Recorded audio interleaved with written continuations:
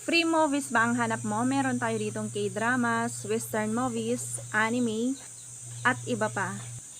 So, ang una nyong gagawin ay i-download itong Loklok na app sa inyong Play Store. So, if new user po kayo, ninyo pong mag-create ng account, pindutin nyo lang itong create account para makagawa kayo ng account nyo. O din naman kaya ay mag-login kayo gamit ang inyong Google. So for now, select natin itong Google. And mag-select lang kayo ng Google account nyo. And dito sa taas, may mga categories po dito. Pwede kayong mag-select ng anime. Ayan, pindutin nyo lang yung anime. Kung gusto nyo naman is Western TV, pindutin nyo yan. K-drama, meron din tayong K-dramas. Shorts, movie, or horror. If alam nyo naman yung title ng movie na gusto nyo panoorin, pindutin nyo lang ito. Then, ilagay nyo dito yung title at i-search nyo. And after nyong ma-search ang kanyang title ay lalabas na po dito yung mga recommended according doon sa title na nilagay nyo. Ayan, pindutin nyo lang itong play. At ayan, mag-start na po yung movie.